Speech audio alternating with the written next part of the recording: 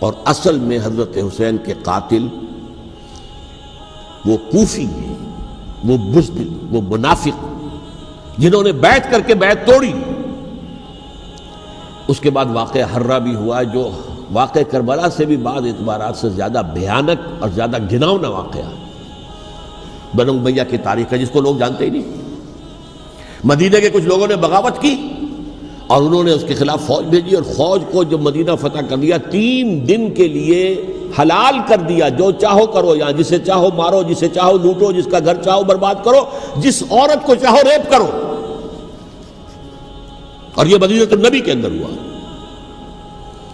تو کاٹ کھانے والی ملوکیت کے اندر بہت سے واقعات ہوئے۔ عبداللہ ابن زبیر کھڑے ہوئے، انہوں نے حکومت قائم کی تھی، لیکن یہ کہ وہ تو 6 سال کے لیے کامیاب بھی رہے، ایک حکومت قائم کی، بنو امیہ کے ہاتھ پر بیعت نہیں کی، بالآخر ان کی حکومت بھی ختم ہو گئی۔ پھر حضرت زید کھڑے ہوئے، انہوں نے بغاوت کی، وہ بھی ناکام رہ گئے۔ پھر بنو عباس میں کھڑے ہوئے حضرت نفس زکیہ، حضرت حسن رضی اللہ تعالیٰ عنہ کے اولاد میں سے، وہ بھی ناکام ہو گئے، شہید ہو گئے۔ انہوں نے عوام کو ایسا کھڑا کیا ہے کہ 20,000 سے لے کر 30,000 کے درمیان انسانوں نے جانیں دے دی۔ عورتوں کے جلوس نکلے، شیرخوار بچہ گود میں ہے عورت کے، اور گولی کھا رہی ہے اور مر رہی ہے، گر رہی ہے۔ آپ سوچئے زندگی کتنی عزیز ہوتی ہے، اور شیرخوار بچے کے لیے ماں کی جو زندگی ہے، اس ماں کو اپنی زندگی کتنی عزیز تر ہوگی کہ اپنے لیے نہیں تو اس بچے کے لیے مجھے جینا ہے، لیکن نہیں، گولیاں کھائیں اور گری۔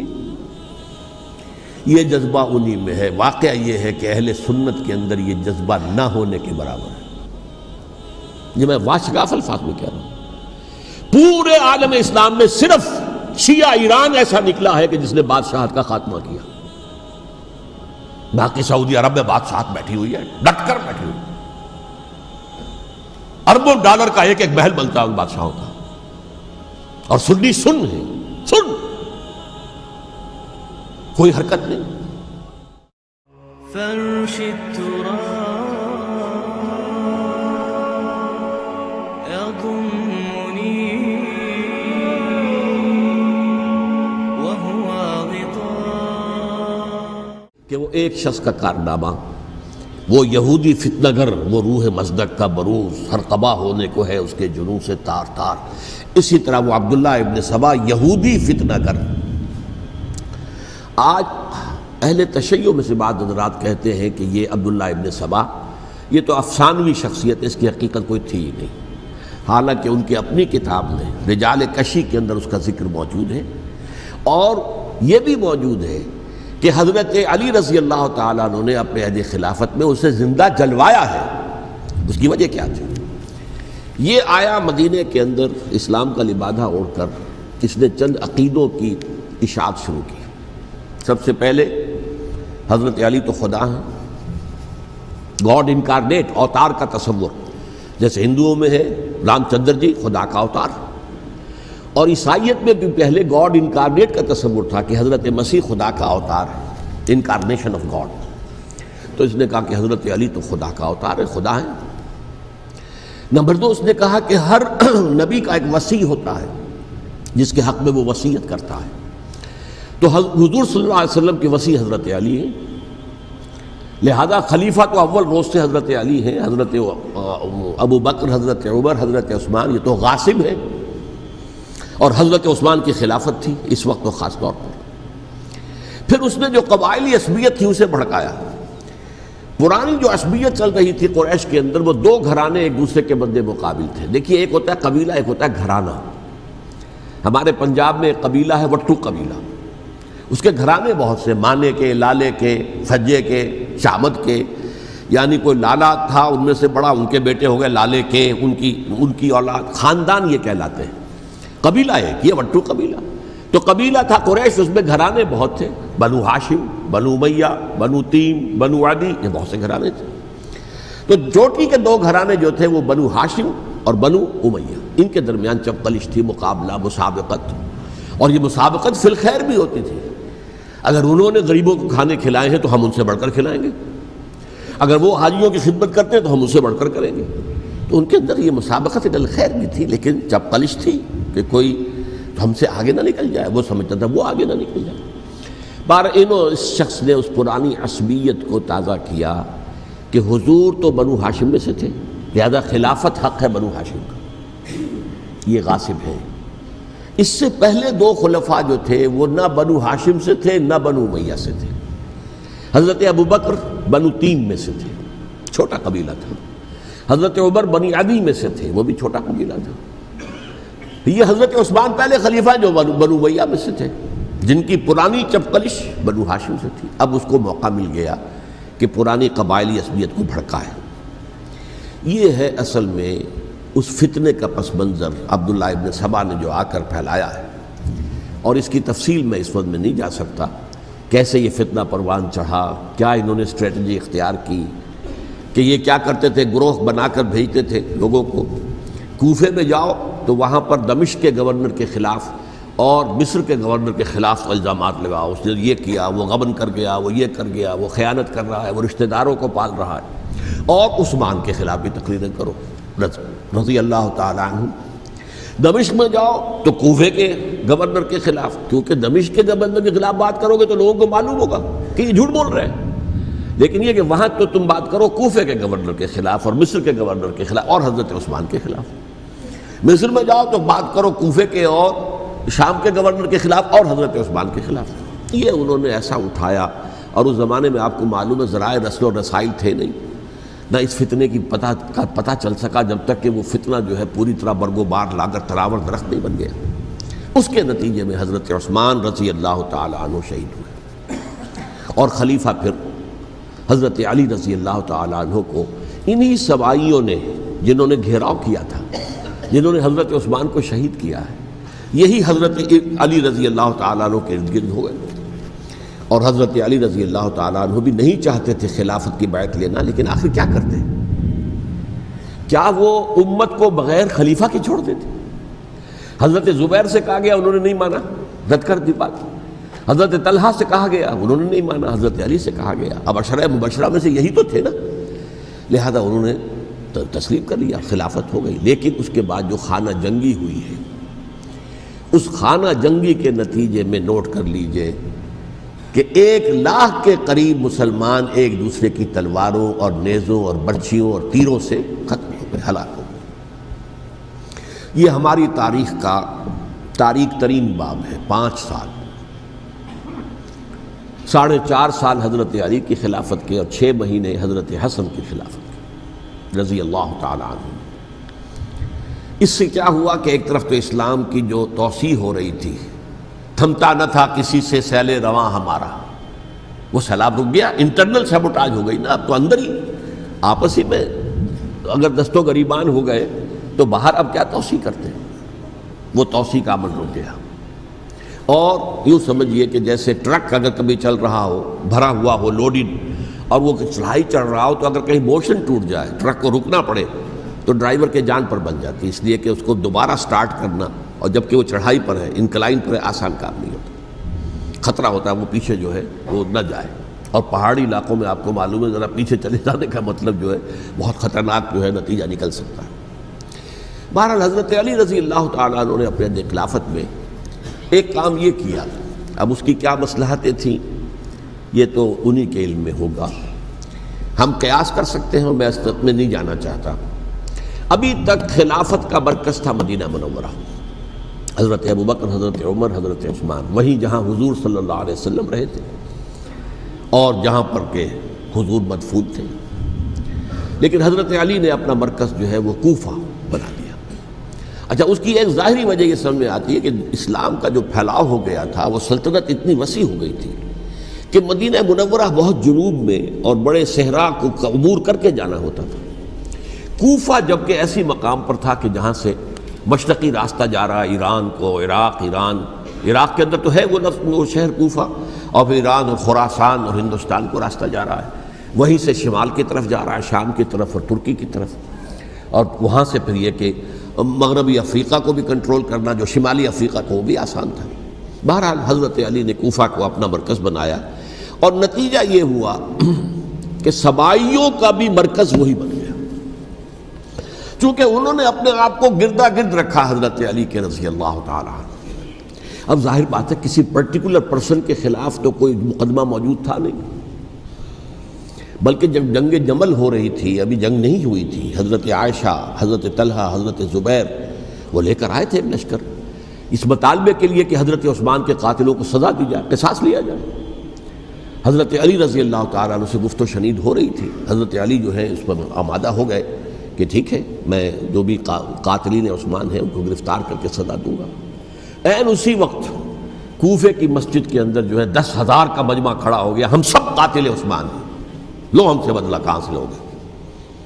اور انہوں نے کیا کیا، جاتے ہی جنگ چھیڑ دی، اور جب چھڑ جائے تو یا مرو یا مارو، اس کے سلاوہ تو کوئی چارہ کار ہوتا ہی نہیں۔ ایک رات میں 10,000 مسلمان شہید ہوئے، جن میں 2 عشرہ مبشرہ میں سے حضرت زبیر اور حضرت طلحہ رضی اللہ تعالیٰ عنہ۔ تو یہ صورت تھی، سبائیوں نے گھیراؤ کیا حضرت علی کا رضی اللہ تعالیٰ۔ حضرت معاویہ دعوے دار نہیں تھے خلافت کے، قطعاً نہیں، ان کا صرف ایک دعویٰ تھا، اور وہ یہ تھا کہ عثمان کے قاتلوں کو گرفتار کرو، یا خود سزا دو یا ہمارے حوالے کرو، ہم اس سے قصاص لیں گے۔ اس لیے کہ قبیلہ بنو امیہ کا تھا اور حضرت امیر معاویہ بنو امیہ میں سے، تو ایک خاندانی طور پر جو ہے ہم قصاص لیں گے ان سے جنہوں نے قتل کیا ہے حضرت عثمان کو۔ لیکن یہاں ظاہر بات ہے کہ حضرت علی رضی اللہ تعالیٰ عنہ کی طرف سے مطالبہ یہ ہوتا تھا، تم پہلے میری بیعت کرو، میرے ہاتھ مضبوط کرو تاکہ میں ان کے خلاف کوئی اقدام کر سکوں۔ لیکن انہیں یہ اندازہ تھا کہ اگر میں نے بیعت کی تو ظاہر بات ہے کہ حضرت علی تک پہنچنے سے پہلے مجھے گردن بڑھا دیں گے یہ لوگ، اس لیے کہ سبائی جو ہے وہ آپ کو گھیرے ہوئے۔ بہرحال ایک عجیب الجھاؤ، ایک ڈائلیما تھا جس کی وجہ سے یہ جنگ چلتی رہی، اور حضرت علی رضی اللہ تعالیٰ عنہ کو انہی کے شیعان علی ہی کے اندر سے وہ جماعت علیحدہ ہوئی تھی جس کو ہم خوارج کے نام سے جانتے ہیں، اور ایک خارجی ملجم ابن ملجم ہی نے حضرت علی کو شہید کیا رضی اللہ تعالیٰ عنہ۔ پھر حضرت حسن رضی اللہ تعالیٰ عنہ، اب دیکھیے کس قدر صحیح بات تھی جو حضرت علی رضی اللہ تعالیٰ عنہ نے فرمائی جب ان سے کہا گیا کہ کیا ہم آپ کے بیٹے حسن کے ہاتھ پر بیعت کر لیں رضی اللہ تعالیٰ عنہ۔ فرمایا نہ میں تمہیں اس کا حکم دیتا ہوں نہ میں اس سے روکتا ہوں، یہ تمہارا معاملہ ہے، امرہم شورا بینہم، تم اپنے باہمی مشورے سے جو فیصلہ کرو گے ٹھیک ہے، میں نہ حکم دیتا ہوں نہ روکتا ہوں۔ اس کا کیا مطلب ہے؟ باپ کے بعد بیٹے کی خلافت ہرگز حرام نہیں ہے، ورنہ کہتے کیسے ہو سکتا ہے میرا بیٹا؟ نہیں، یہ نہیں کہا آپ نے۔ حضرت عمر سے بھی کہا گیا تھا کہ اپنے بیٹے کو نامزد کر دیں، عبداللہ ابن عمر کو، تو انہوں نے جواب میں کیا کہا؟ اسے تو طلاق دینی بھی نہیں آتی۔ انہوں نے اپنی کسی زوجہ کو طلاق دی تھی اور اس میں جو صحیح ترین طریقہ ہے وہ اختیار نہیں کیا تھا، انہیں طلاق دینی تک نہیں آتی تو میں اسے خلیفہ بنا دوں۔ یہ نہیں کہا تھا کہ باپ کے بعد بیٹا خلیفہ نہیں ہو سکتا، یہ تو نہیں تھا، کہیں حرام نہیں ہے، نہ کتاب و سنت میں، نہ کوئی حدیث ہے، نہ کہیں قرآن مجید میں۔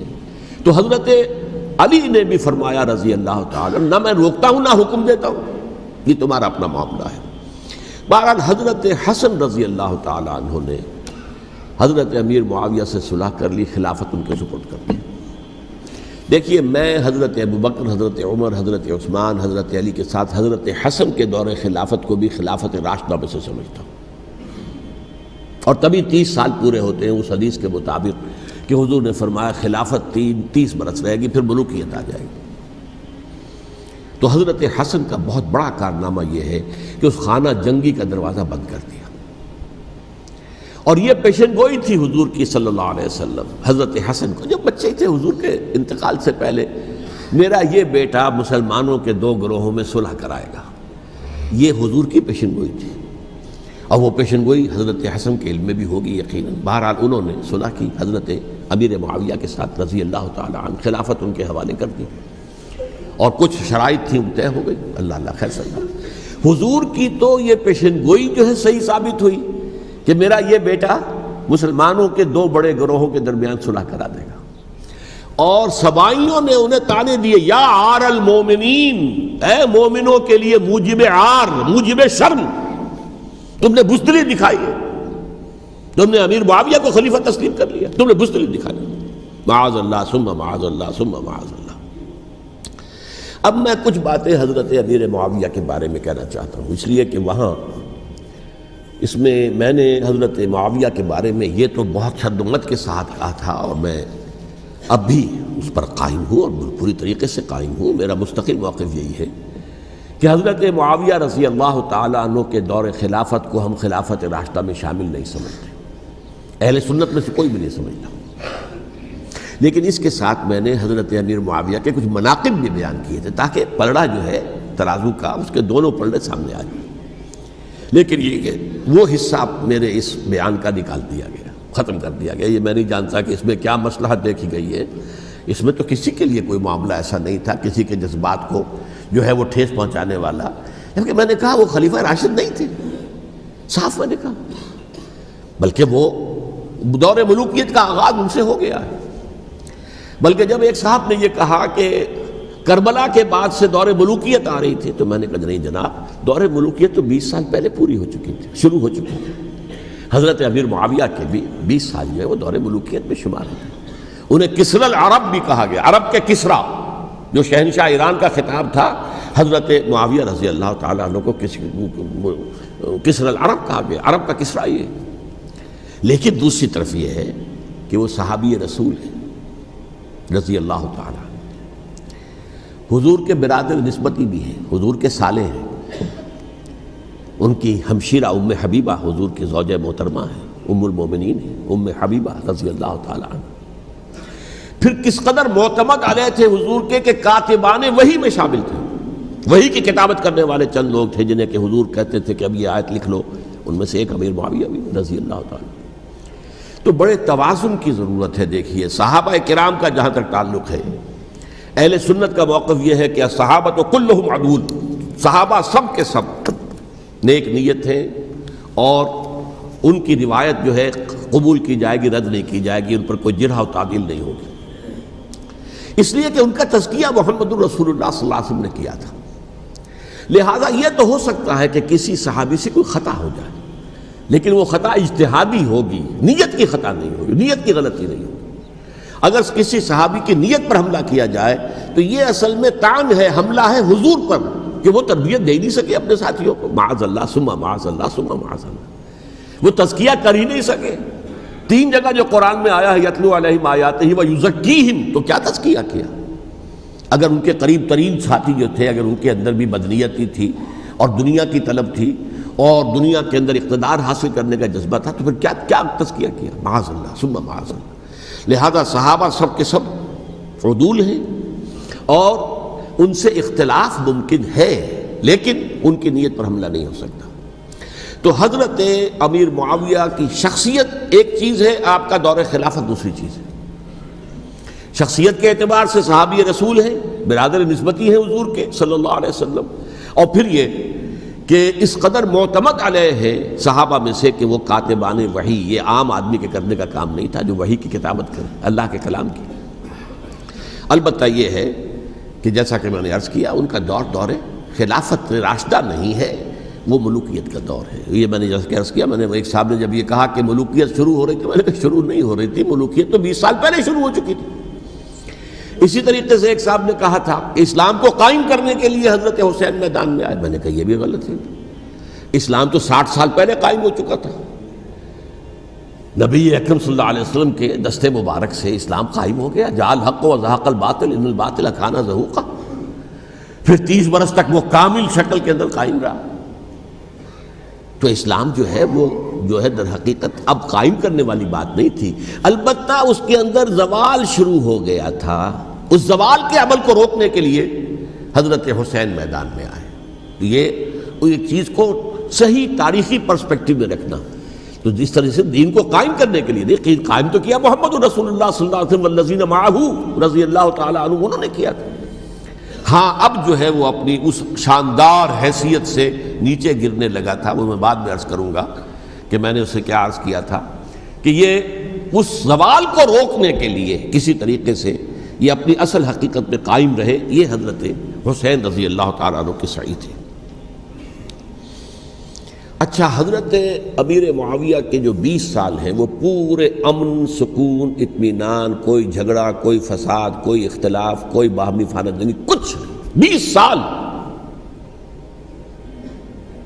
یہ بھی تاریخ کی بڑی چشم کشا حقیقت ہے جو عام طور پر لوگوں کے علم میں نہیں ہے. سبائی بھی دبکے رہے. حضرت امیر معاویہ کی حکومت اتنی مضبوط تھی، کنٹرول، کہ ان کو کچھ سر اٹھانے کا موقع نہیں ملا. موجود تھے، دبکے رہے. جیسا کہ میں نے کہا ریولوشن کے آخری مرحلے پر آ کر جو مخالفین ہیں وہ دب جاتے ہیں کہ پھر دیکھیں گے موقع ملے گا تو پھر لیں گے ان سے حساب کتاب۔ 20 سال رہے ہیں پورے امن کے، 10 سال کے بعد یعنی درمیان میں ہے حضرت امیر معاویہ کا عہد خلافت۔ ایک صحابی جو کہ بزرگ صحابہ میں سے ہیں، مغیرہ ابن شعبہ رضی اللہ تعالی عنہ، وہ آتے ہیں اور وہ کہتے ہیں کہ دیکھیے امیر المومنین، کتنی بڑی خانہ جنگی رہی تھی مسلمانوں کی آپس میں، اور اب بھی اگر آپ کسی کو نامزد کیے بغیر چھوڑ گئے امت کو تو پھر خانہ جنگی ہو جائے۔ 1 لاکھ اس وقت جو ہے وہ ہلاک ہوئے تھے، نہ معلوم اب کتنے ہلاک۔ لہٰذا آپ اپنی زندگی ہی میں نامزد کر دیجئے کسی کو خلیفہ، ولی عہد بنا دیجئے۔ حضرت امیر معاویہ نے ابتداءً جو ہے انکار کیا نہیں، لیکن ان کے دلائل ایسے تھے وزنی، اور میں سمجھتا ہوں کہ وہ بات صحیح تھی جو مغیرہ ابن شعبہ نے کہی، اس لیے کہ اب صحابہ کرام میں سے جو کبار صحابہ تھے وہ تو سب دنیا سے رخصت ہو چکے تھے۔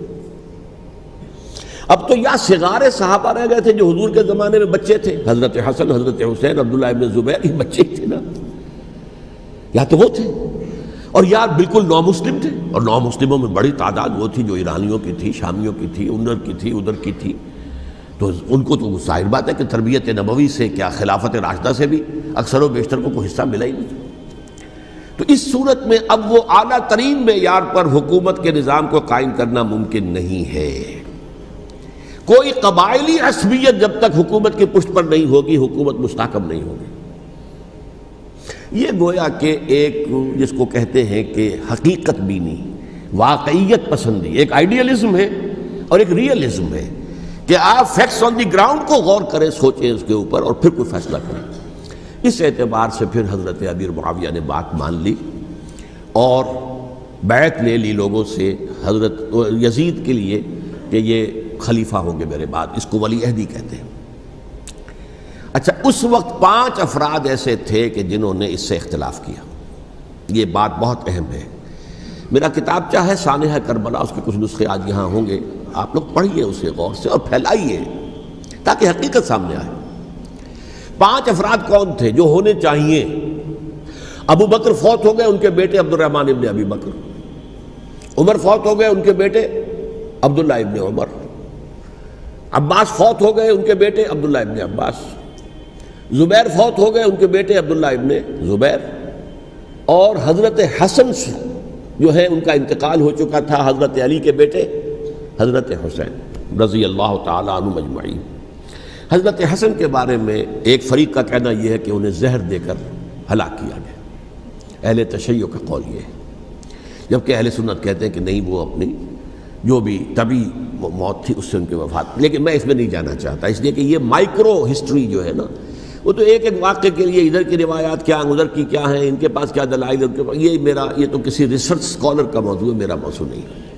لیکن بہرحال یہ 5 حضرات تھے جنہوں نے ولی عہدی کی بیعت نہیں کی، لیکن حضرت معاویہ اتنے حلیم الطبع انسان تھے، انہوں نے جبر نہیں کیا، کوئی تشدد نہیں کیا۔ ٹھیک ہے، ولی عہدی کی بیعت نہیں کر رہے، کوئی بات نہیں، میری بیعت تو کی ہوئی ہے نا، ابھی تو میں زندہ ہوں، بات ختم ہو گئی، میری بیعت کو تو نہیں توڑا انہوں نے، فسخ بیعت نہیں کی۔ اس اعتبار سے انہوں نے نہ کوئی تشدد کیا، نہ جبر کیا، نہ کوئی مواخذہ کیا۔ لیکن جب امیر معاویہ کا انتقال ہو گیا، اب ولی عہدی کی بجائے وہ اب خلافت کی بیعت ہوئی، سب لوگوں نے بیعت کر لی۔ ان 5 میں سے ایک فوت ہو چکے تھے، حضرت عبد الرحمن ابن ابی بکر فوت ہو چکے رضی اللہ تعالی۔ 4 تھے، ان 4 میں ایک اختلاف ہوا۔ 2 کی رائے یہ تھی، عبداللہ ابن عمر، عبداللہ ابن عباس، کہ اگرچہ یہ کام غلط ہوا ہے، اسلام کی روح کے منافی ہوا ہے، یہ بادشاہت کی بنیاد پڑ رہی ہے، لیکن یہ بات ایسی نہیں ہے کہ اس کی بنا پر ہم خانہ جنگی شروع کروا دیں، امت کے اندر خون خرابہ کروائیں، فساد کروائیں۔ لہذا انہوں نے بیعت کر لی۔ اب کوئی اگر یہ کہے معاذ اللہ کہ وہ بک گئے تھے یزید کے ہاتھ میں، معاذ اللہ ثم معاذ اللہ، وہی بات آپ اختلاف کر سکتے ہیں کہ انہیں نہیں کرنی چاہیے تھی، یہ کوئی رائے رکھے، مجھے اختلاف نہیں، لیکن ان کی نیت پر حملہ کریں گے تو حملہ محمد الرسول اللہ پر ہوگا صلی اللہ علیہ وسلم۔ عبداللہ ابن عمر کون ہے؟ کتنی حدیثیں ان سے جو ہے وہ منقول ہیں، عبداللہ ابن عباس کون ہیں؟ جنہیں حضور نے جو ہے جن کے لیے دعا کی تھی، اے اللہ فقہہ فی الدین وعلمہ التاویل، اے اللہ اس نوجوان کو دین کا فہم عطا کر اور قرآن کی تعویل اور تفسیر کا علم عطا کر، حبر الامہ کہلاتے ہیں۔ وہ کہیں پیسوں اور ٹکوں کے عوض بک جانے والے نہیں تھے، انہوں نے امت کی مصلحت دیکھی، نیت جو ہے اس پر حملہ نہ کیجیے، البتہ اختلاف کا حق آپ کو حاصل ہے۔ دو حضرات جو ہے ڈٹے رہے کہ نہیں، ہمیں کم وٹ میں ریزسٹ کرنا ہے۔ عبداللہ ابن زبیر عمر کے اعتبار سے وہ بڑے ہیں، مسلمانوں میں سب سے پہلے ولادت مدینے میں جا کر جو ہوئی ہے وہ عبداللہ ابن زبیر کی ہوئی ہے۔ ہجرت کر کے جب مہاجرین وہاں پہنچے، کچھ عرصے تک کسی کے ہاں کوئی اولاد نہیں ہوئی، تو لوگوں نے تانے دینے شروع کر دیے کہ معلوم ہوتا ہے کہ یہاں آ کر یہ مکے کے رہنے والے جو ہے کمزور ہو گئے ہیں، ان کے ہاں اولاد ہی نہیں ہو رہی۔ پھر عبداللہ ابن زبیر کی ولادت ہوئی ہے، یہ حضرت ابو بکر کے نواسے ہیں، حضور کی زوجہ محترمہ حضرت عائشہ کی بہن، حضرت دیکھیے ابھی نام نکل گیا ہے جی، حضرت اسماء رضی اللہ تعالی عنہ عنہما، یہ ان کے صاحبزادے ہیں، حضرت زبیر کے بیٹے۔ ان کا فیصلہ ہوا کہ ہمیں رجسٹ کرنا ہے کم وٹ میں، ایٹ اینی کاسٹ۔ حضرت حسین ابن علی رضی اللہ تعالی عنہما کا بھی فیصلہ ہوا کہ ہمیں رجسٹ کرنا ہے کم وٹ میں۔ البتہ ان میں بھی ایک اختلاف ہو گیا، یعنی یہ دو تو جڑے رہے، ان دو میں اختلاف ہو گیا۔ عبداللہ ابن زبیر کا کہنا یہ تھا کہ ہمیں حجاز میں رہنا چاہیے، یہ سرزمین ہے جس میں نبوت کی برکات سب سے زیادہ ہیں، یہاں ہم مضبوط قلعے کے اندر ہیں، ہمیں یہاں سے جو ہے رجسٹ کرنا چاہیے اور ختم کرنا چاہیے اس نظام کے اندر جو خرابی آ گئی ہے اس کو۔ حضرت حسین رضی اللہ تعالیٰ عنہ کے پاس خطوط کا تانتا بنا ہوا تھا، کوفے سے لوگ خط لکھ رہے تھے، آئیے آئیے آئیے، ہم آپ کے ہاتھ پر بیعت کریں گے، ہم آپ کے ہاتھ پر بیعت کریں گے، ہم آپ کے ہاتھ پر بیعت کریں گے۔ یہی وہ کوفہ جو حضرت علی کا دارالخلافہ رہا تھا اور جو پھر صبائیت کا گڑھ بن گیا تھا۔ چنانچہ حضرت حسین نے حضرت مسلم بن عقیل کو بھیجا وہاں پر کہ میرے نمائندے کی حیثیت سے جا کر وہاں پر بیعت لو۔ 10-12 ہزار افراد نے بیعت کر لی، لیکن اس کے بعد یزید کی طرف سے گورنر بنا کے بھیجا گیا ابن زیاد کو۔ ابن زیاد نے آ کر جو تشدد کیا اور سختی کی تو سب کے سب بیعت توڑ کر اور سب منحرف ہو گئے۔ مخلصین تو وہ تھے نہیں، الکوفی لایوفی، کوفی جو ہے وہ تو کوئی وعدہ وفا کرنے والا ہوتا ہی نہیں، بیعت توڑ دی۔ فمن نقص فانما ينقص على نفسه، بیعت کے بعد بیعت توڑ دینا بہت بڑا گناہ ہے، توڑ دی۔ ادھر اطلاع مل گئی حضرت حسین کو، چل چکے تھے وہ، راستے میں تھے کہ وہاں تو مسلم بن عقیل شہید ہو گئے اور سب لوگوں نے بیعت توڑ دی۔ اب واپس جانا چاہتے تھے، لیکن مسلم بن عقیل کے بیٹے جو ہے اڑ گئے۔ یہ عرب کی اپنی ایک جو ہے پرانی ان کی حمیت اور ان کا قبائلی نظام کہ اب ہم اپنے والد کے خون کا قصاص لیے بغیر نہیں جائیں گے۔ حضرت حسین رضی اللہ تعالیٰ عنہ کی مروت اور شرافت کہ یہ میرا ساتھ دینے کے لیے آئے تھے، اب میں ان کا ساتھ نہ دوں تو یہ تو شرافت اور مروت کے خلاف ہے۔ کہا اچھا چلو چلتے۔ وہاں جا کر بھی عین اپنے میدان کے اندر بھی حضرت حسین رضی اللہ تعالیٰ عنہ نے 3 چیزیں پیش کی ان کوفیوں کے لشکر کے خلاف۔ سب سے بڑا لشکر کے اندر سب سے بڑے تو کوفی تھے جنہوں نے بیعتیں کی ہوئی تھی حضرت حسین کے ساتھ۔ دیکھو مجھے جانے دو واپس حجاز کی طرف، یا مجھے سرحدوں پر بھیج دو تاکہ میں کافروں کے ساتھ جنگ کرتے ہوئے اپنی جان دے دوں، یا مجھے یزید کے پاس جانے دو، میں اپنا معاملہ اس سے طے کر لوں۔ لیکن کوفیوں کو یہ گوارا نہیں تھا۔ اگر یہ یزید کے پاس پہنچ گئے تو ہمارا کچا چٹھا بیان کر دیں گے کہ مجھے تو ان لوگوں نے ورغلا کر بلایا تھا۔ اس لیے کہ دیکھیے حضرت امیر معاویہ کے 20 سالوں کے دوران میں بتا چکا ہوں، ان کی حکومت اتنی مستحکم تھی کہ اس کے خلاف کوئی فتنہ اٹھانا ممکن نہیں تھا۔ اب چونکہ چینج اوور ہوا تھا، اور چینج اوور میں آپ کو معلوم ہوتا ہے کہ ایک جس کو کہتے ہیں every thing is in the melting پاٹ، ابھی تو یہ درمیان کے اندر معاملہ ہے، تو انہیں موقع ملا، سر اٹھایا حضرت حسین رضی اللہ تعالیٰ عنہ کو، جو خطوط لکھے جس کے کہ تھیلے کے تھیلے اور بوریوں کی بوریاں بھری ہوئی حضرت حسین کے ساتھ تھی، وہ کہا کہ آئیے ہم آپ سے بیعت کریں گے۔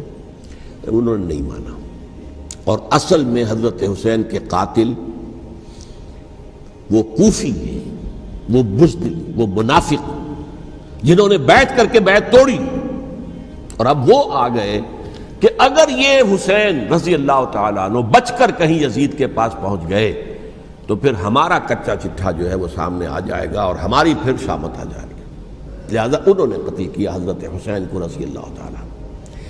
ایک بات جو علامہ ڈاکٹر قلب صادق نے فرمائی، اور میرے علم میں یہ بات پہلے نہیں تھی، وہ یہ کہ حضرت حسین کے قتل کا فتویٰ ایک بہت بڑے مفتی نے دیا تھا۔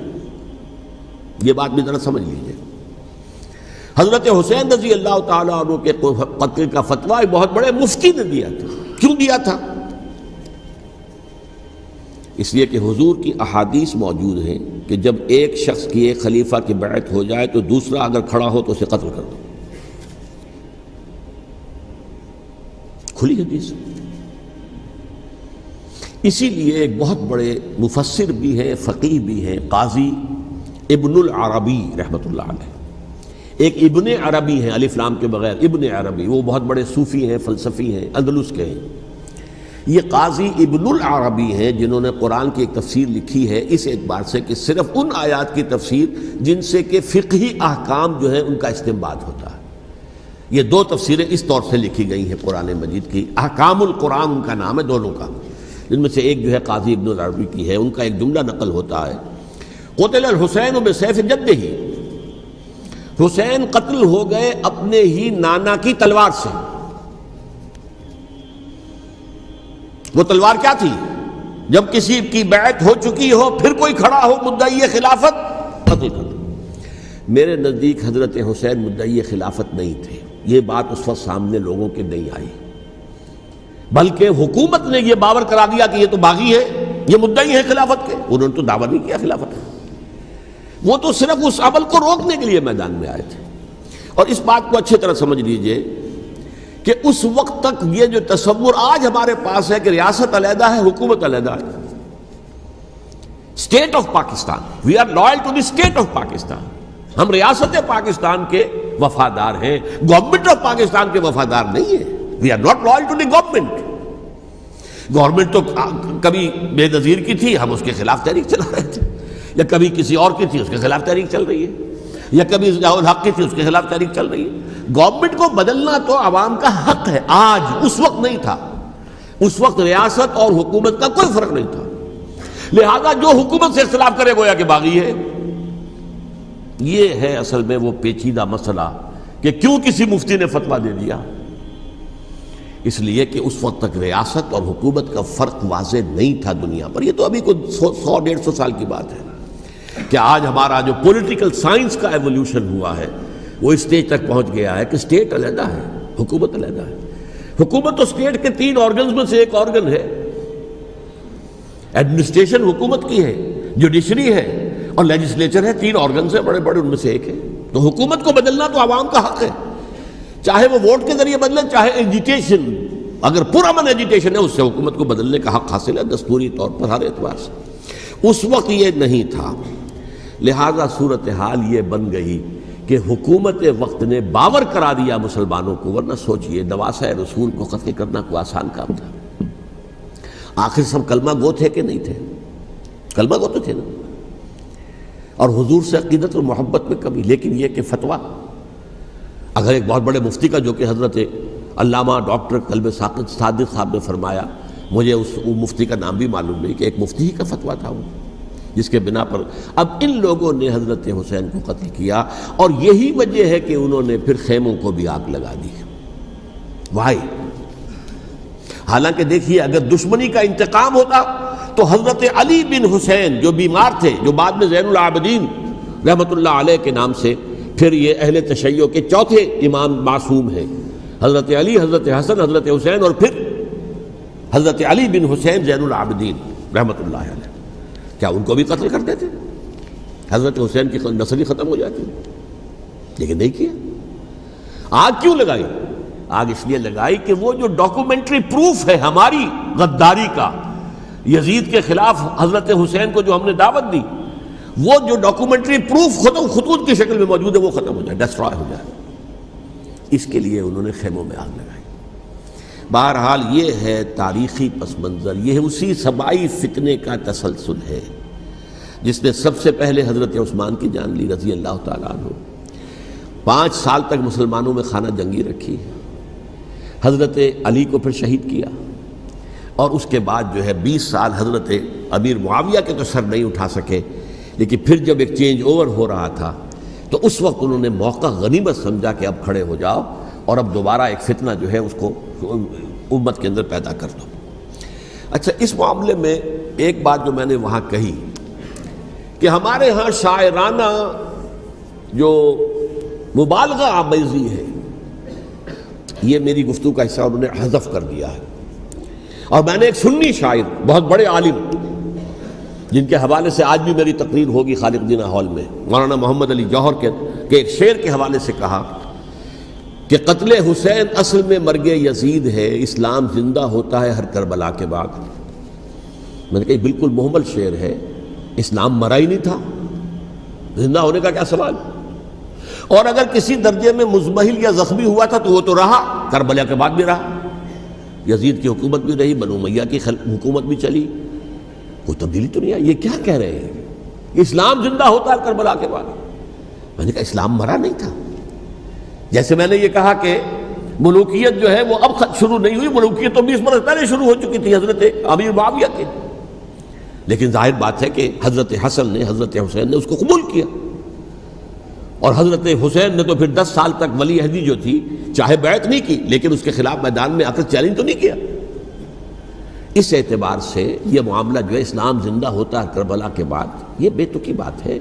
ہاں، حضرت شاہ اسماعیل شہید رحمۃ اللہ علیہ کی اگر میں تشبیہ کو، تمثیل کو سامنے رکھوں تو اسلام کی عمارت 6 منزلہ ہے، 6ٹھی منزل ٹاپ کی وہ گر گئی، 5 منزلیں انٹیکٹ تھیں، اسلام مرا نہیں تھا۔ عدالت میں شریعت کے مطابق فیصلے ہو رہے تھے، قاضی تھے، مفتی تھے، شریعت نافذ تھی، اسلام کہاں مرا تھا؟ جبکہ خود کہہ رہے ہیں علامہ کلب صادق کے ایک مفتی کے فتوے سے حضرت حسین کو قتل کیا گیا۔ اب وہ مفتی کی رائے، اس کی بدنیتی ہو، جو بھی ہو، وہ جانے، اللہ جانے، لیکن عام مسلمان کیا کریں؟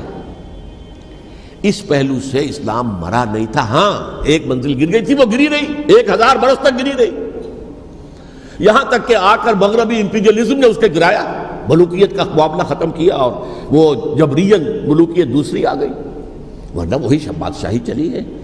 بلکہ دور بنو امیہ میں وہ بادشاہی پوری طرح اس نے بالوں پر نہیں نکالے تھے، اصل بالوں پر تو اس نے نکالے ہیں دور بنو عباس میں آ کر، اور پھر سلاطین جو ہے ترک، جو ترک خلفاء ہے، ان کا بھی بادشاہت تھی، اور کیا تھا، وہ خلافت تو نہیں تھی۔ تو یہ تو اسلام میں جو بھی نقص واقع ہو گیا تھا، کبھی واقع ہو گئی تھی، وہ جو کی تو برقرار رہی، اس کو بھی تسلیم کیا۔ میں اللہ کا شکر ادا کر کے کہتا ہوں کہ دونوں حضرات، دونوں شیعہ دانشور اور بڑی اعلیٰ سطح کے جو شیعہ عالم تھے، انہوں نے اس بات کو تسلیم کیا اور میری اس بات کو چیلنج نہیں کیا۔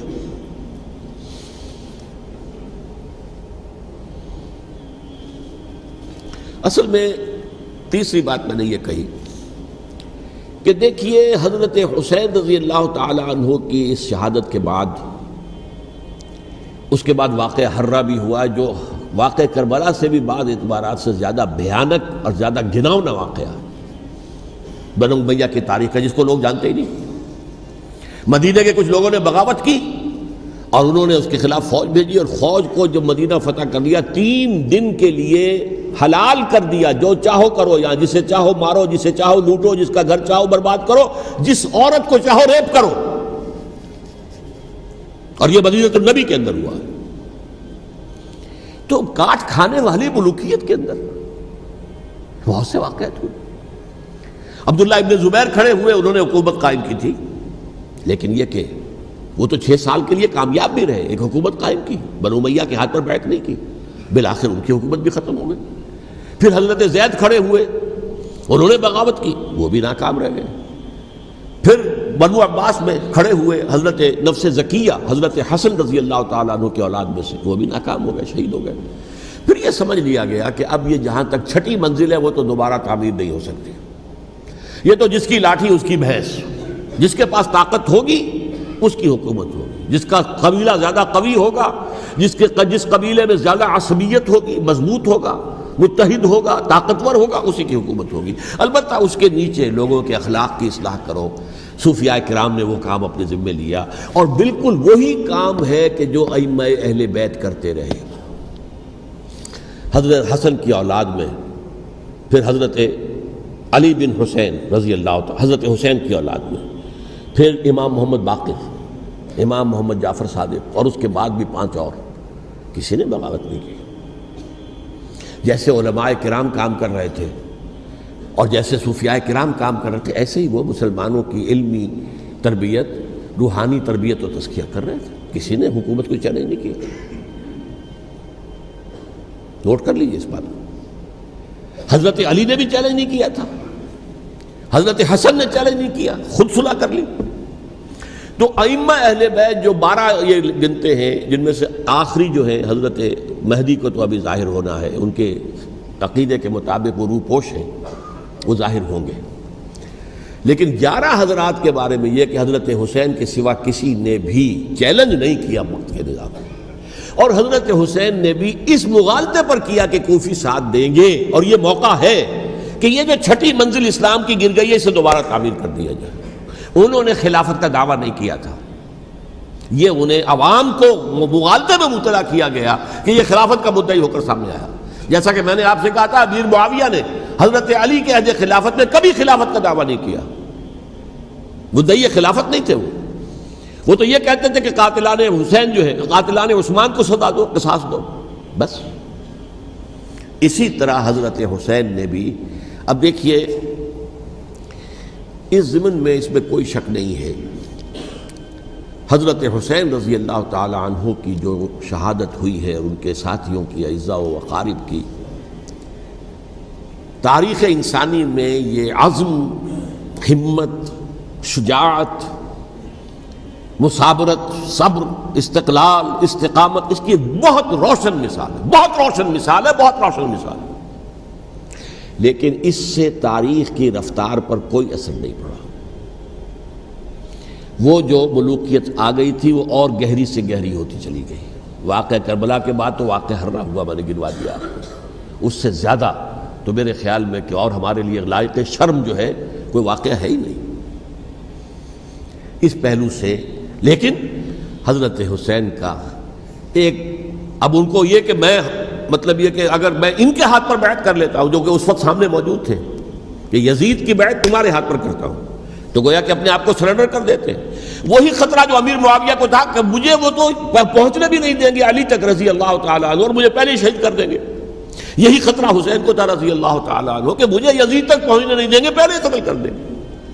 اور ویسے بھی یہ ایک شرافت، مروت اور حمیت اور غیرت اور عزت نفس کا تقاضا بھی تھا کہ بھائی معاملہ ہے یزید کا، میرا مجھے وہاں جانے دو، اللہ اللہ خیر سے، یو کین اسکورٹ می، میرے دائیں بائیں چلو تاکہ میں کہیں اور بھاگ نہ جاؤں تمہارے خیال میں، مجھے وہاں پہنچا دو، میں وہاں پہ جا کے اسے معاملہ کر لوں۔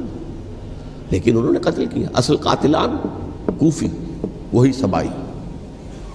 البتہ یہ ہے کہ اس واقعے کی جو یادگار ہے اس میں کوئی شک نہیں ہے کہ اس نے مسلمانوں میں سے ایک گروہ کے دل میں قربانی اور شہادت کا جذبہ بہت پیدا کیا، اس میں کوئی شک نہیں۔ اور جس طریقے سے کہ عاشورہ محرم میں یاد منائی جاتی ہے، جس طریقے سے اس نے اہل تشیع کے اندر قربانی کا جذبہ بے انتہا پیدا کر دیا، اگرچہ وہ جذبہ بروئے کار نہیں آتا، اس لیے کہ ان کے ہاں یہ عقیدہ ہے، یہ طے ہے کہ جب تک حضرت مہدی ظاہر نہیں ہوں گے ہم کسی کے خلاف بغاوت نہیں کریں گے۔ یہ پوری تاریخ میں ان کا معاملہ رہا، تمام جو ہے ائمہ اہل بیت کا معاملہ رہا، جب تک مہدی نہیں آتے keep sitting and keep waiting, wait and see, that's all. یہ تو خمینی صاحب نے کیا ہے، آیت اللہ خمینی صاحب نے، کہ انہوں نے یہ ایران کے شیعوں کو باور کرایا کہ بھائی جب آئیں گے حضرت مہدی آ جائیں گے، لیکن ہم اب ہاتھ پر ہاتھ رکھ کر بیٹھے رہیں، باطل کو چیلنج بھی نہ کریں، ہمیں کچھ تو کرنا چاہیے، وہ ہاتھ پاؤں ہلانے چاہیے، اور کچھ نہیں تو مہدی کا راستہ جو ہے صاف کرنا چاہیے، تمہید کرنی چاہیے، ان کے راستہ ہموار کیا جائے۔ تو یہ ان کی بڑی عظمت ہے آیت اللہ خمینی صاحب کی کہ اہل تشیع ایران کے جو ہے ان سے انہوں نے یہ بات منوا لی کہ ہم بالکل انرٹ نہیں بیٹھے رہیں گے، بلکہ اب انہیں نائب امام قرار دے کر اور ولایت فقیہ کے فلسفے کے حوالے سے یہ دو چیزیں ان کی جو ہیں بنیادی فلسفے کی ہیں، وہ اس وقت میرا موضوع نہیں ہے۔ انہوں نے عوام کو ایسا کھڑا کیا ہے کہ 20,000 سے لے کر 30,000 کے درمیان انسانوں نے جانیں دے دی، عورتوں کے جلوس نکلے، شیرخوار بچہ گود میں ہے عورت کے اور گولی کھا رہی ہے اور مر رہی ہے، گر رہی ہے۔ آپ سوچئے زندگی کتنی عزیز ہوتی ہے، اور شیرخوار بچے کے لیے ماں کی جو زندگی ہے، اس ماں کو اپنی زندگی کتنی عزیز تر ہوگی کہ اپنے لیے نہیں تو اس بچے کے لیے مجھے جینا ہے، لیکن نہیں، گولیاں کھائیں اور گری۔ یہ جذبہ انہی میں ہے۔ واقعہ یہ ہے کہ اہل سنت کے اندر یہ جذبہ نہ ہونے کے برابر ہے۔ یہ میں واشگاف الفاظ میں کہہ رہا ہوں۔ پورے عالم اسلام میں صرف شیعہ ایران ایسا نکلا ہے کہ جس نے بادشاہت کا خاتمہ کیا، باقی سعودی عرب میں بادشاہت بیٹھی ہوئی ہے، ڈٹ کر بیٹھی ہوئی، اربوں ڈالر کا ایک ایک محل بنتا ہے ان بادشاہوں کا، اور سنی سن ہے، سن، کوئی حرکت نہیں۔ وہ تو اب جو حرکت ہو رہی ہے وہ اینٹی امریکن حرکت ہے جو ہو رہی ہے، وہ در حقیقت وہ مسئلہ بالکل دوسرا ہے جو اس وقت ہو رہا ہے، لیکن یہ کہ عالم اسلام میں کوئی تحریک ایسے نہیں اٹھی۔ یہ اہل تشیع میں ہے، جو بالکل استثنائی بات ہے کہ انہوں نے جو ہے ایک ایسا بادشاہ جس کو کہا جاتا تھا کہ اس کا جو اسلحہ خانہ ہے وہ ایشیا میں سب سے بڑا اسلحہ خانہ ہے، جو 2500 سالہ پرانی جو ایک عظمت تھی ایران کی، اس کو دوبارہ تازہ اور زندہ کرنا چاہتا تھا۔ 2500 سالہ برسی اس نے منائی تھی، اس کے لیے ایک شہر آباد کیا تھا کہ خسرو یا سائرس یا ذوالقرنین قرآن مجید کی اصطلاح میں اس کی یادگار بنائی تھی، اور وہ سوچ رہا تھا کہ وہی عظمت دوبارہ ایران کی ہوگی جو کہ خسرو کے زمانے میں تھی، جس کا قرآن مجید میں سورہ کہف کے اندر ذکر ہے، مشرقی فتوحات، مغربی فتوحات، شمالی فتوحات۔ تو وہ بادشاہ ہے، اس کو بھاگنا پڑا ہوا قربانی کی وجہ سے۔ تو یہ جو ہے واقعہ کربلا نے، اس میں کوئی شک نہیں ہے کہ ایک ایسی مشعل روشن کی ہے جس کو کہ ہر شخص کو دیکھنا چاہیے۔ یہ بھی انسان، جیسے کہ اقبال نے ایک شعر کہا تھا غالب کے لیے، فکر انسان پر تیری ہستی سے یہ روشن ہوا ہے، پرے مرغ تخیل کی رسائی تاک ہو جا۔ تو فکر انسان پر حضرت حسین کی قربانی سے یہ واضح ہوا ہے کہ انسان کس حد تک جا سکتا ہے قربانی دینے کے لیے اپنے کسی مقصد کے لیے۔ مقصد ان کا جو تھا، میں نے اسی لیے آیت پڑھی تھی، معاذ اللہ ثم معاذ اللہ۔ میں ایک آخری بات جو کہہ رہا ہوں وہ نوٹ کر لیجئے۔ ایک خاص انتہائی نقطۂ نظر کے عام کیے جانے کی وجہ سے سنیوں میں بھی ایک انتہائی رد عمل پیدا ہوا ہے، ایکسٹریم رائٹسٹ سنیز۔ اگر ایک طرف سے حملہ کیا گیا ہے حضرت عثمان کی نیت پر، ان کو خیانت کا الزام لگایا گیا، ان پر اقربا پروری کا الزام لگایا گیا، حضرت ابو موسیٰ شریف پر خیانت اور غداری کا الزام لگایا گیا، یہ ساری چیزیں اگر صحابہ کرام کے اوپر ہوئی ہیں، امیر معاویہ پر، امیر اور عمرو بن العاص پر، تو جواب میں کچھ لوگ کھڑے ہو گئے، حضرت علی وہ اقتدار کے طالب تھے، معاذ اللہ ثم معاذ اللہ ثم معاذ اللہ۔ یہ اہل سنت کا موقف نہیں ہے۔ حضرت حسین اقتدار کے طالب تھے، ہرگز نہیں، ہرگز نہیں، ہرگز نہیں۔ وہی اصول جو میں نے بتایا تھا سب کے لیے لاگو رہے گا، وہ امیر معاویہ کے لیے ہے تو حضرت علی کے لیے بھی ہے، حضرت حسین کے لیے بھی ہے۔ یہ نیک نیت ہے، آپ ان کی کسی رائے سے اختلاف کر سکتے ہیں لیکن ان کی نیت پر حملہ نہیں کریں گے۔ نیت پر حملہ کریں گے آپ کا ایمان بالرسالت جو ہے وہ مجروح ہو جاتا ہے۔ یہ رسول کے ساتھ بھی ہے، رسول نے ان کا تزکیہ کیا، یتلو علیہم آیاتہ ویزکیہم، اس کا سارا عمل محمد کا کیا ہوا صلی اللہ علیہ وسلم۔ تو صحابی کے معاملے میں یہ ہمارے ہاں ان کو اہل سنت جو ہیں، جو معتدل مزاج کے، اور اکثریت ان کی، یہ تو چند لوگ ہیں، ذرا قلم چلا لیتے ہیں تو ان کی بہت سی کچھ چھوٹی چھوٹی کتابیں بھی شائع ہو گئی ہیں بہت، لیکن انہیں اہل سنت نے قرار دیا ناسبی یا خارجی۔ جیسے خوارج نے کہا تھا حضرت علی بھی کافر ہیں اور حضرت امیر معاویہ بھی کافر ہیں، حضرت عمرو بن العاص بھی کافر ہیں، معاذ اللہ ثم معاذ اللہ۔ ایسے ہی کچھ لوگ حضرت حسین پر بھی الزام لگاتے ہیں کہ اقتدار کی ہوس اور طلب کے اندر انہوں نے یہ سارا سفر کیا تھا، اور بس یہ ہے کہ وہ جو بازی تھی وہ ہار گئے، اللہ اللہ خیر صلی اللہ، اس سے آگے کیا ہے معاملہ، نہیں، معاذ اللہ ثم معاذ اللہ۔ اسی لیے میں نے آیت آج جو پڑھی تھی ایک اور جو بہت بظاہر آپ کو معلوم ہوئی ہوگی، غیر متعلق ہے میرے آج کے عنوان سے، تلک الدار الآخرۃ نجعلھا للذین لا یریدون علوا فی الارض ولا فسادا۔ یہ سورہ قصص کے آخری آیات میں سے، دیکھو یہ آخرت کا گھر جو ہے وہ ہم خاص کر دیں گے ان لوگوں کے لیے جو اس زمین میں اپنے اقتدار کے طالب نہیں ہوتے. زمین میں اقتدار کے طالب ہوگے فساد ہو جائے گا. تم بھی طالب میں بھی طالب، جھگڑا ہوگا، لڑائی ہوگی، دنگا ہوگا، فساد ہوگا. تلک الدار الآخرۃ نجعلھا للذین لا یریدون علوا فی الارض ولا فسادا. جو لوگ زمین میں اپنے اقتدار کے طالب اور اس کے نتیجے میں فساد پیدا کرنے والے نہیں ہیں، ان کے لیے ہم نے آخرت کا گھر خاص کیا ہے. والعاقبۃ للمتقین، اور عاقبت جو ہے، انجام کار، آخرت جو ہے وہ تو متقیوں کے لیے ہے.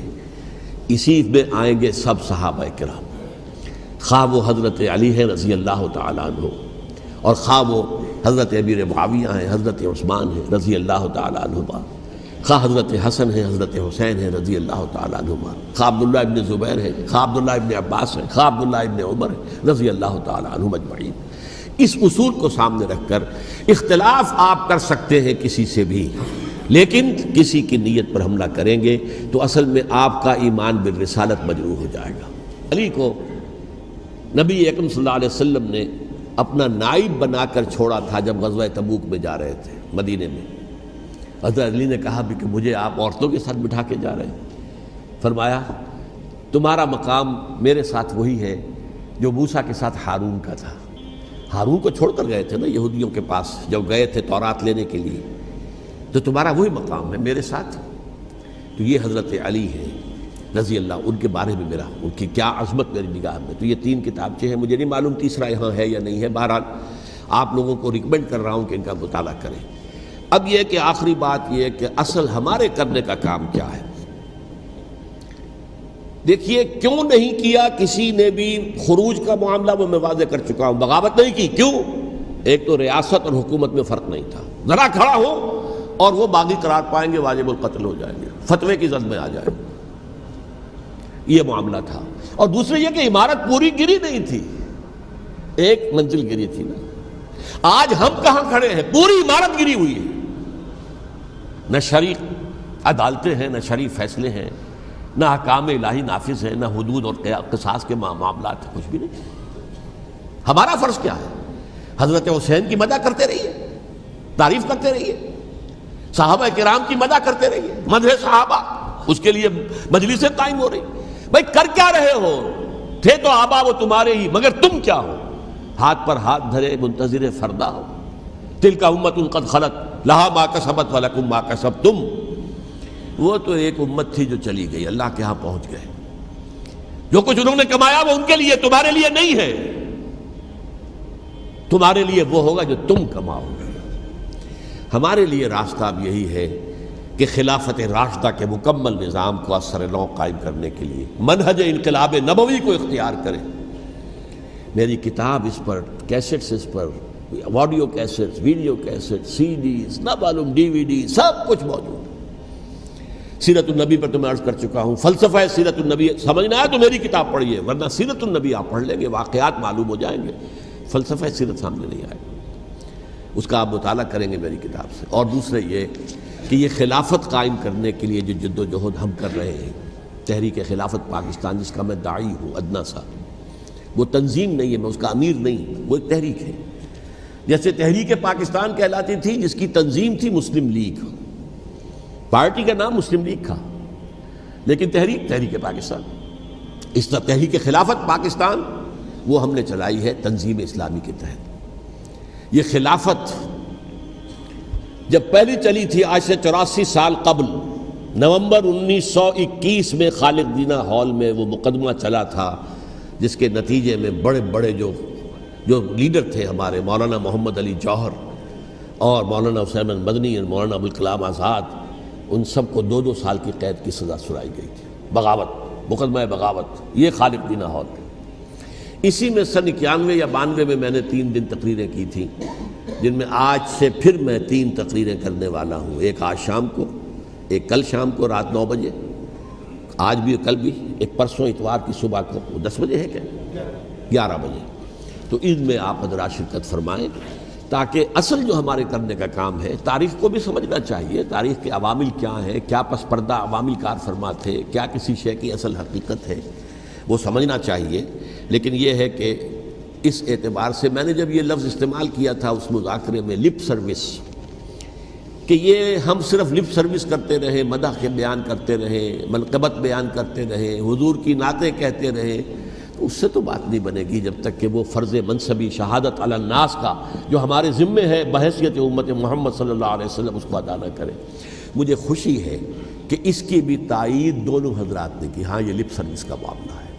اللہ تعالی حضرت حسین کے نقش قدم پر چلتے ہوئے، بلکہ اصل میں تو ہمارے لیے اسوہ رسول ہے محمد صلی اللہ علیہ وسلم کا، اس پر چلتے ہوئے ہم پاکستان میں اسلام کا نظام خلافت قائم کرنے کی جد و جہد کریں۔